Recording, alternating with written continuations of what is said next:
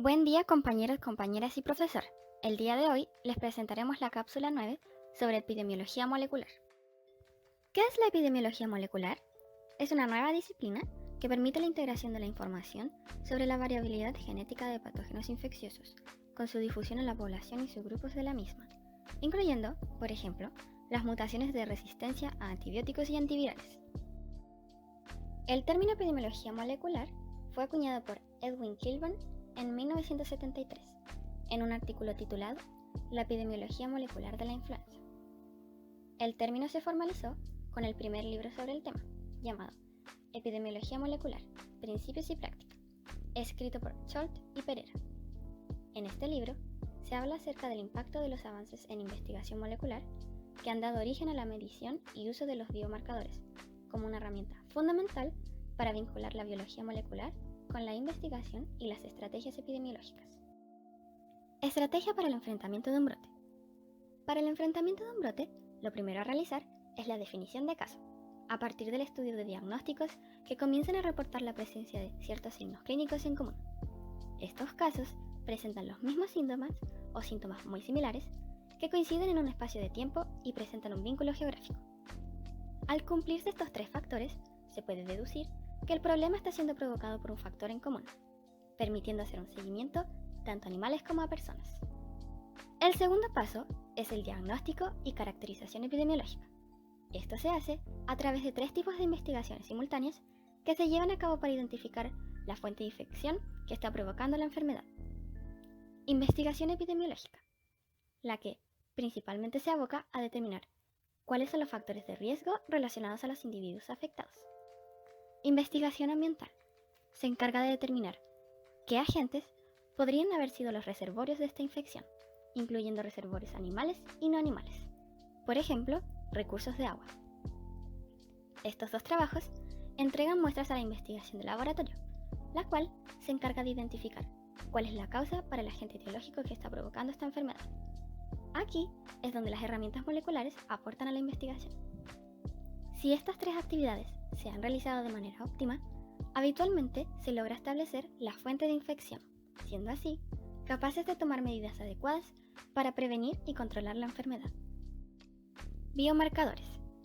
Son herramientas métricas que, al compararse con valores de referencia, permiten evaluar los riesgos y generar información objetiva para planificar estrategias efectivas, solucionar problemas de salud y utilizar los recursos asignados de manera eficiente.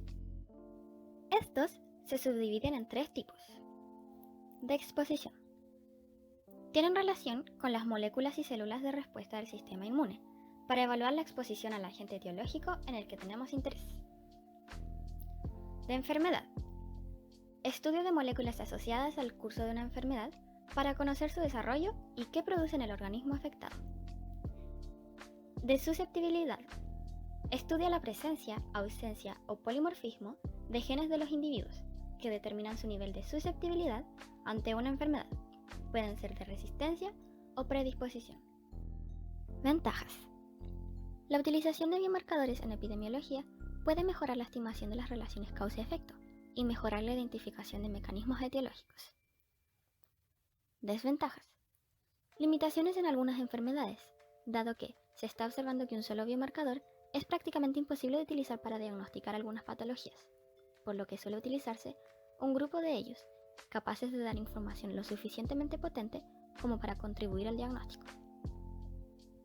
La poca rentabilidad clínica de la molécula o del grado de invasividad para su obtención no han permitido sus usos generalizados. Es como un puzzle que se tiene que ir complementando a medida que se van realizando las investigaciones, ya que no siempre un biomarcador estará asociado a todos los pacientes. Validación. Un biomarcador debe cumplir una serie de requisitos. Relevancia biológica. Cada biomarcador debe representar una situación adecuada dentro del organismo. Aspectos farmacocinéticos. Moléculas cuya expresión y circulación en el organismo animal puede variar en el tiempo y en el espacio. Pueden estar, por ejemplo, solo en sangre y por determinado tiempo después de la infección, o bien se eliminan por orina o heces. Variabilidad basal. Tener en consideración los valores basales dentro del organismo y que dicho biomarcador represente de manera correcta sus niveles. reproductividad, sensibilidad y especificidad. Debe ser representativa, particular y constante en cada situación dada. Ser eficiente en representar dicha situación, incluso en niveles bajos, y ser preciso en el diagnóstico. Valor predictivo. Los niveles de dicho biomarcador deben representar de manera efectiva la presencia del agente. Los biomarcadores se usan para llevar a cabo técnicas de tipificación, las cuales se abordarán en el resto del video. Tipificación microbiana. Se denomina tipificación a la identificación y caracterización de microorganismos patógenos causantes de brotes infecciosos, determinando la fuente de infección y sus posibles patrones de diseminación. Asimismo, establece la prevalencia del agente infeccioso en una población. La tipificación microbiana se utiliza porque existen polimorfismos en los agentes microbianos, que nos permiten discriminar si son los mismos patógenos los que provocan una enfermedad o se trata de patógenos independientes. La principal diferencia que se tiene con otros métodos diagnósticos es que la tipificación microbiana es capaz de detectar cambios menores que de otra forma serían imperceptibles. Los usos que se le dan a la tipificación microbiana son varios. Por ejemplo, discriminar entre pacientes relacionados con un brote de los que no lo están. Detectar episodios que no siempre se reflejan en un aumento llamativo de los casos. Permite también relacionar o confirmar la existencia de reservorios o vehículos de transmisión. Su uso en tiempo real permite evitar la aparición o diseminación de brotes, mejorando su control. Y finalmente, nos permite estudiar la epidemiología de clones multiresistentes. Existen dos tipos de técnicas de tipificación: fenotípicas y genotípicas. Empezaremos explicando las técnicas de tipificación fenotípica. Estas están basadas en características bioquímicas o fisiológicas de los microorganismos. Incluyen la determinación de actividades enzimáticas, capacidades metabólicas, determinantes antigénicos o susceptibilidad a agentes bactericidas, entre otros.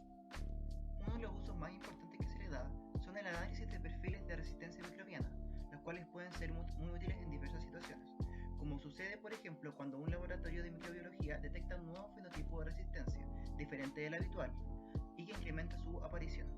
Aún así, existen ciertas desventajas. Su alcance puede verse restringido debido a que los rasgos fenotípicos son susceptibles a la influencia del ambiente, lo cual puede provocar variaciones en la expresión genética. El resultado obtenido puede presentar una poca estabilidad, reproducibilidad o poder discriminatorio debido a lo mismo. También es poco práctico para el análisis de microorganismos de crecimiento lento, dificultoso o no cultivables. Y finalmente presentan una limitada capacidad de identificación a nivel de subespecie, subtipo o cepa. También tenemos las técnicas de tipificación genotípicas, las cuales están basadas en el estudio del ADN. Se diferencian de las técnicas fenotípicas porque pueden aplicarse a un mayor número de especies microbianas, son más reproducibles y tienen mayor poder de discriminación. El interés detrás de estas técnicas radica en su capacidad para establecer la relación genética que existe entre distintos agentes implicados en un brote, además de ser herramienta muy útil para confirmar la fuente de infección o su reservorio. Dentro de la tipificación genotípica podemos clasificar tres grandes grupos que iremos trabajando a lo largo del video. Para iniciar, los métodos basados en la restricción del ADN. El primer tipo de estudio del que hablaremos son los estudios de perfiles de ADN plasmídico. Estos requieren de una extracción de plásmidos, generalmente mediante puro-análisis celular, los cuales posteriormente son separados mediante electroforesis en gel de agarosa. Este análisis se realiza considerando el número de bandas de ADN plasmídico y sus tamaños. Actualmente, esta metodología se limita al estudio de brotes pequeños, y siempre de forma conjunta o complementaria a otras técnicas basadas en el estudio de ADN cromosómico. Su bajo poder de discriminación se debe a la extracción de algunos plásmidos de gran tamaño que resultan difíciles de separar mediante electroforesis convencional. De la misma manera, plásmidos con diferentes secuencias de ADN pueden tener tamaños muy similares, complicando la lectura. Por otra parte, plásmidos aislados de un mismo clon pueden tener distinto contenido, debido a que estos elementos genéticos son móviles y pueden integrarse en el cromosoma, transferirse o recombinarse con otros plásmidos en el transcurso del mismo brote. Además, un mismo plásmido en diferentes aislados puede estar sujeto a distintos procesos de pérdida de ADN. De forma paralela a los estudios de perfiles de ADN plasmídico, tenemos también los estudios de los perfiles de restricción de ADN cromosómico. Esta metodología se basa en la digestión de ADN cromosómico con una enzima de restricción, generando un número variable de fragmentos de diferente tamaño que se separan en geles de agarosa mediante electroforesis convencional, o electroforesis en campo pulsado o pulsátil. La diferencia fundamental es el número de fragmentos que genera cada tipo de restricción, enzimas de corte frecuente o enzimas de corte poco frecuente. Posteriormente, se comparan los patrones de estos fragmentos genéticos y en caso de que coincidan, se asume que son clones o cepas con el mismo origen. El análisis del polimorfismo genético a través de la electroforesis en campo pulsado es la técnica que tiene el más alto poder discriminatorio, la mayor reproductibilidad y la mayor versatilidad, permitiendo tipificar una enorme variedad de especies bacterianas. Ahora veremos otro grupo de métodos, los cuales están basados en la amplificación de ácidos nucleicos. Estas técnicas analizan una pequeña porción del cromosoma, realizando una amplificación mediante PCR utilizando dianas genes o secuencias de ADN polimórficos. Estas técnicas resultan sumamente sencillas, son rápidas, de relativo bajo costo y de excelente reproducibilidad, todo lo cual las coloca en una posición privilegiada a la hora de seleccionar una técnica de tipificación genética. Sin embargo, suelen tener una menor versatilidad y un poder de resolución menor que una electroforesis en campo pulsado. Y, gracias al PCR, podemos identificar las que son las BNTR, o repeticiones en tándem de número variable, las que son repeticiones de secuencias de bases que se utilizan como marcadores moleculares, las cuales se pueden usar para rastrear el origen de un brote. Finalmente, tenemos los métodos basados en la secuenciación de ADN, las cuales son técnicas que buscan determinar el orden de las bases dentro del material genético. Secuenciación del genoma completo. Posee el más elevado poder discriminatorio y reproducibilidad. Sin embargo, el costo y tiempo requerido para la obtención de los resultados limita enormemente su aplicación para estos estudios epidemiológicos. Por otra parte, tenemos las técnicas de secuenciación parcial, SLST y MLST, las cuales están basadas en el análisis de la secuencia de uno o varios loci genéticos.